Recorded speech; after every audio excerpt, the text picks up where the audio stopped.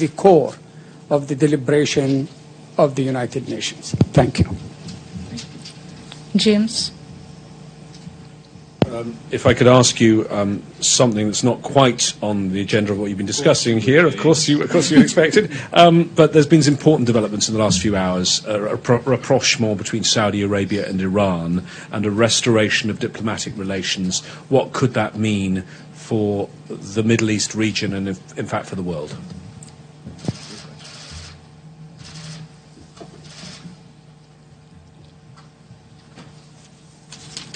Okay, yeah.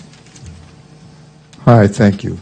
I wanted to ask what, Your Excellency, what the role you thought of other religions, including the Catholics who have been involved in interreligious dialogue, what sort of role they can play to combat Islamophobia. Azim Yasser.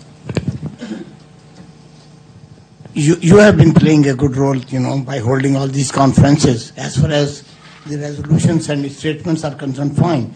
But why the OIC, which is a league of about 54 Muslim countries, why they are lacking in creating any kind of substance to counter the Islamophobia and to clear the misrepresentation of the women in Islam? Thank you.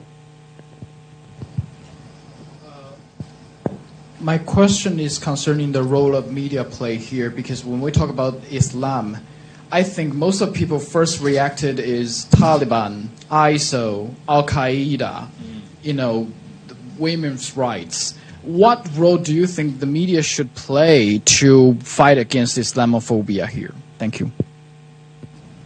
Yeah, thank you, Maureen. Thank you for Minister and Ambassador.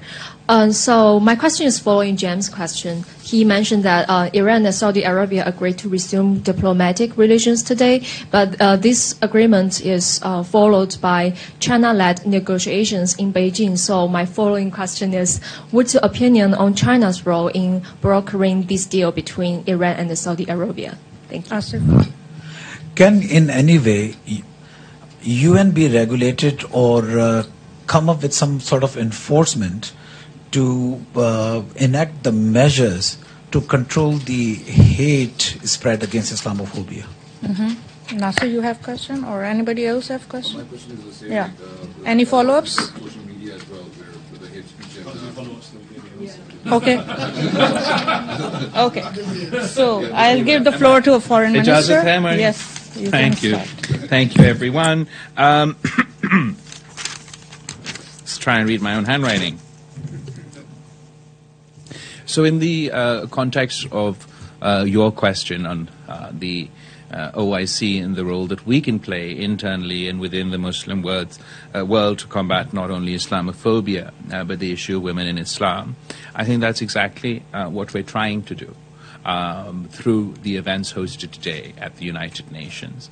Within the concept of women in Islam, I think it's important for the Muslim world and Muslim countries to reclaim the narrative, to reclaim the space, whether it's on the issue of women's rights, for example. We have to reclaim the space from both ends. We have to reclaim the space from the extremists within our own religion, who attempt to use religion as an excuse to deprive women of their rights, and we have to reclaim the space from Islamophobes who purposely and falsely create this caricature of Islam as a religion that deprives women of their rights. And we attempted to do just that in our Women in Islam's conference on International Women's Day. I think it was incredibly powerful to hear consensus, unanimous consensus across the Muslim world about the rights of women, the equal rights to women, their space within society, and particularly importantly, their right to have an education. At a time where in parts of the world people are using Islam as an excuse to usurp that right, the OIC conference on women in Islam is a strong message to such forces that not you, this is the consensus in the Muslim world. We're unanimous that women have a right to an education. And those Depriving their rights. Full women leaders across the Muslim world, women representation here at the United Nations are speaking for themselves. And I think that's exactly how we're going to slowly and steadily reclaim that space. Can I follow up just quickly, but how do you want to put this into action on the ground in these different countries? So I think there's a responsibility on countries within the Muslim world to counter these efforts, not only internationally, but domestically. And I also think that there's important progress that has been made.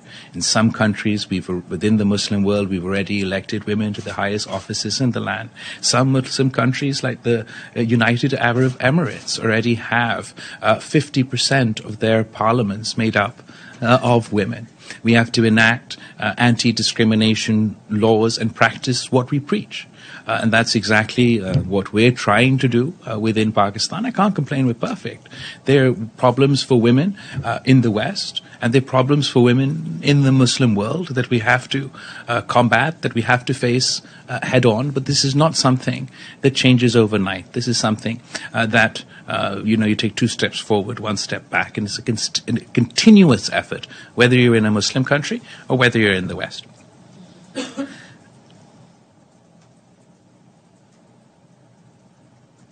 I think that the second question also, that covers the women in Islam piece quite well, so I'll move on to Palestine and Kashmir. I think your parallel is very justified. There's many similarities: the right to own property, the right to divorce. Many such rights were granted to women, first and foremost by Islam, at a time when Christianity and other religions deprived women of these rights. There has absolutely been women across the world who struggled for their place within their societies and within the Muslim world. We've seen Shaheed Mohtarma Benazir Bhutto in Pakistan, elected to the highest office of the land, not once, not twice, but potentially thrice had she not been assassinated. We've seen in Turkey that they've elected Muslim head of government. There's a female Muslim head of government. There's a female head of government in Bangladesh. There's the Singapore's president is a Muslim woman. So the accomplishment of Muslim women across the world is there for us to see. Within the Middle East, you see the transformation taking place in Saudi Arabia, where women gaining space day to day under the leadership of Crown Prince of Saudi Arabia. I spent a large part of my youth in the United Arab Emirates, and as I mentioned, their parliament is also 50-50, and everywhere, whether it is the media, whether it is the social space, the entrepreneurial space, and indeed the political space, women are making their mark. So it is through our actions that we will demonstrate the role of women within Islam. As far as the impact that this will have on the Taliban, I can't speak to them. But what it does demonstrate that their actions are an outlier and not the norm within the Muslim world. And that there's no other country on the planet, Muslim or otherwise, that condones depriving women and girls from the right to education. And particularly on behalf of the Organization for Islamic Cooperation, when then this message goes that it is Islam that grants these rights, that women's rights are Islamic rights and Islamic rights enshrine women's rights, then there is no space for groups such as those in Afghanistan or anywhere else to claim that Islam justifies their actions. One more question. A follow-up on Afghanistan, please. Sure. Is Pakistan playing a role or ready to play a role to make the Taliban revert these decisions against women? So Pakistan has consistently, ever since the fall of Kabul, engaged with the interim government, positively engaged with the interim government in Afghanistan. First and foremost, because we also believe that they should live up to their commitments to the international community, to their own people. But it is also in Pakistan's interest that there is a peaceful, prosperous, stable, secure Afghanistan at home, at peace with itself and with its neighbors.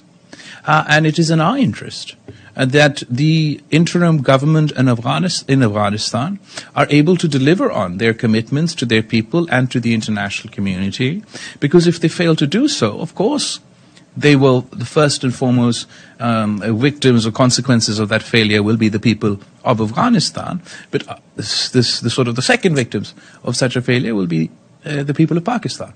For example, if they fail to live up to their commitment to ensure that their soil is not to be used for terrorism, of course, the first and foremost victim of that will be the people of Afghanistan, but secondary, the victim of that are the people of Pakistan, who have seen an increase of terrorist attacks since the fall of Kabul. There's a sort of famous saying that if Kabul sneezes, then Pakistan catches a cold. And if this precedent is allowed to be set within Afghanistan, I'm sure there'll be fringe and extremist groups, both in my country and other countries, that will try to perpetuate this sexism and deprive women of their rights in education. We also believe that these steps that have been taken by the interim government, where they are not living up to their promises, and we've spoken clearly with them on this, that it doesn't help us help them. It puts us in a very difficult situation to advocate for some of the things that the people of Afghanistan need in the form of humanitarian aid, the unfreezing of their funds, the functioning of their economy, etc., etc. Puts us in a very difficult position in where we are trying to advocate for those things, but then they are not living up to their commitments in the context of women's education. We are ready. You can ask. Yep. Thank you, Your Excellency, because my question didn't get answered. That's fine. The role of, and because I write for a Catholic newspaper, the role of other churches, but specifically Pope Francis, who has made overtures, has been to several Muslim countries, most recently Iraq, and created dialogue between the Vatican and different. What can you say about the Catholic Church's overtures to Islam and how that's helped? So I think that, first of all, I'd like to welcome and praise the efforts of His Holiness Pope Francis, particularly to do with interfaith harmony. And I absolutely agree that there's a role for all of us to play to encourage interfaith harmony between religions. And rather than sort of just speaking in our own echo chambers, if members of different religions and religious groups come together, I think they'll find that there's far more that we agree upon than as to what we disagree upon. Someone with the prominence of the Pope himself, I think, can play quite a significant role in this context. Thank you again. There is some pressure on Indonesia to normalize with Israel. I'm scared that if these efforts give fruit, we will see a domino effect on Muslim countries. Would you envision anytime soon that Pakistan would ever normalize with Israel before Palestinians achieve their rights? So as far as what you refer to about Indonesia, I'm honestly not aware and therefore not in a place to comment. As far as Pakistan is concerned, I can imagine a time when Pakistan would be able to recognize Israel, but it would not be possible without first the people of Palestine making that decision. Our country is clear, our people are clear, our history is clear. We pride ourselves that our passport never recognized an apartheid state. And at a time when South Africa were one of those countries, our passports used to say that our passports are valid for all countries except South Africa and Israel. Today there is one apartheid state left in the world, and Pakistan does not recognize. Real quick, UNHCR is also very critical to the human rights situation in Pakistan. Could you comment a little bit on it? UNHCR has a very important role to play across the world. And while Pakistan relies on the UNHCR's reports in the context of, for example, Kashmir, then we'll absolutely have to be willing, tolerant of any and all criticism that they may have of Pakistan's record on human rights. I can't stand here before you and say that Pakistan has an outstanding record on human rights, but I can say that there are political parties, civil society, people across the length and breadth of Pakistan that have throughout our history struggled for and achieved quite significant progress on the issue of human rights, but there's a long way to go. I will take special Zenia, and then we'll conclude. You haven't answered Mr. Minister, you haven't answered my question. As a chairman of the OIC, what kind of impediments and practical problems you see and experience that OIC has not been able to achieve, clearing the misperception about Islam and women in Islam? Oh, as far as the misperception about women in Islam, or as far as the issue of Islamophobia, of course there's a lot of work that's yet to be done. But both events held for the first time here at the United Nations. The marking of International Women's Day from the OIC platform, and the high-level event held in the General Assembly today, along with the President of the General Assembly with the OIC to combat Islamophobia, are just two examples of our efforts to this end. But of course, we have to continue these efforts to see results on the ground. Mr. Foreign Minister, just one quick question. I have to go to the UN Secretary Just General. one quick question. On the economic front, anything you have to need to say about on the economic front? As far as the economy... Are you meeting someone here, sir? As far as the economy is concerned, absolutely, Pakistan is facing incredibly difficult economic times. There's harsh economic realities across the world. We're facing the brunt of them because we have the economic impact of the COVID pandemic that we're still feeling and facing in the form of inflation. We have the economic impact of the fall of Kabul. The economic activity in an economically functioning state to our border over a year ago collapsed, and we've seen the nosedive of their economy, which has the impact in the region. We've also seen the economic output of the impact of the war in Ukraine that has had an outsized impact on developing countries, including Pakistan, in the form of energy insecurity, food insecurity, and skyrocketing inflation. To top it all off, we faced last year the catastrophic climate catastrophe in the form of the floods, took 10% out of our GDP, washed away 5 million acres of standing crop. People are still to 2 million houses. People to this day are facing the consequences of this natural calamity, and we will have to deal with the economic and other consequences of this for times to come. We also have seen, as I've mentioned, over the past year, a steady uptick in terrorist activity, but more recently, significant terrorist attacks in Peshawar and in Karachi. Of course, that too has an economic impact. And finally, the cherry on the cake is our negotiations with the IMF are as ever ongoing and still not concluded. And that uncertainty also has economic consequences. So Pakistan is facing a perfect storm of crises. The economic situation is nothing short of a disaster, particularly for the bottom of the pyramid. The weakest, the poorest in Pakistani society, those affected by the flooding, are facing the burden of this more than anybody else, which is why we insist and we request from international financial institutions to cooperate with Pakistan appropriately so that we could provide the necessary relief to our people. Thank you. I don't want to... If you have final remarks for the Urdu audience, just a quick... Sorry, मैं आप सबका बहुत शुक्रगुजार हूँ. Just a final आज पाकिस्तान ने अपने capacity में, as chair of the Council of Foreign Ministers of the OIC, हमने 2 तारीखी events host किए हैं यहाँ अक़वाम मुत्तहिदा में.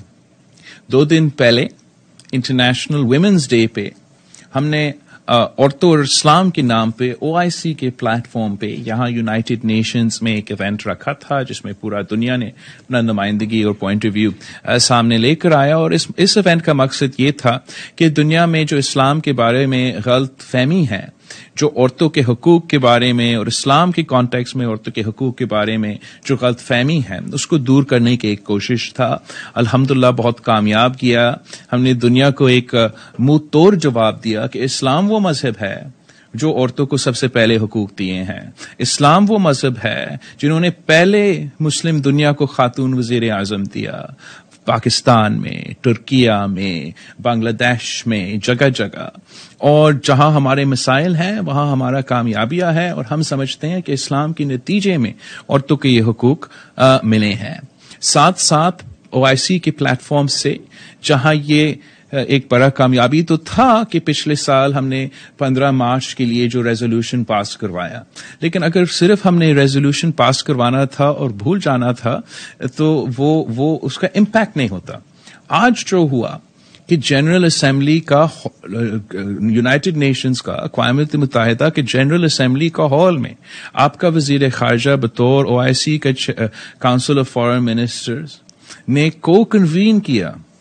President of the general assembly ایک طرف اور یونائٹڈ نیشن سیکرٹری جنرل دوسری طرف، اور پوری دنیا کو سامنے بٹھا دیا اور ان کے ساتھ اسلاموفوبیا کا دن منایا اور پوری دنیا سے کلوا دیا کہ اسلاموفوبیا غلط ہے. مسلمانوں کے خلاف جو زیادتیاں ہو رہے ہیں ان سے اس کا مزاحمت کروایا کہ اگر ہمارا قرآن پاک پہ، اگر ہمارا عبادت گاہوں پہ حملے ہوں گے تو اس کا بھی مزاحمت کروایا. اور میں سمجھتا ہوں آج ہم نے ایک تاریخی روایت شروع کیا. اس پریسیڈنٹ کے بعد انشاءاللہ تعالی آگے جا کے پاکستان کے پاس تو OIC کا یہ پلیٹ فارم نہیں ہوگا، لیکن آگے جا کے انشاءاللہ تعالی ہر سال یہاں اسی اقوام متحدہ میں OIC اور یونائٹڈ نیشنز اسلاموفوبیا دن منائیں گے، اور آہستہ آہستہ جو ظلم و ناانصافی مسلم دنیا میں اور غیر مسلم دنیا میں جہاں مسلمان رہتے ہیں ان کے ساتھ ہو رہے ہیں ان کا ہم مقابلہ کریں گے. I am very grateful. I am sorry I have to run to the SG.